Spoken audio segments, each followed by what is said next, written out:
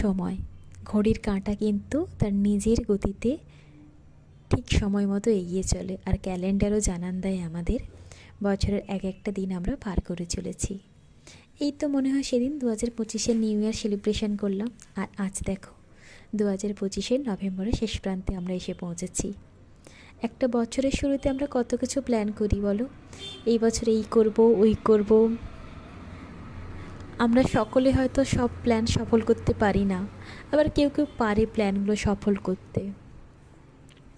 একটা বছর আমাদের কত কিছু শিখিয়ে দেয়, কত অচেনা অচেনা মানুষ আমাদের কাছাকাছি আসে, আবার কত চেনা মানুষ আমাদের থেকে অনেকটা দূরে সরে যায়। একটা বছরে আমরা কত প্রবলেমের সম্মুখীন হই, প্রবলেমগুলো আবার নিজেরাও সলভ করি, এগিয়ে চলি।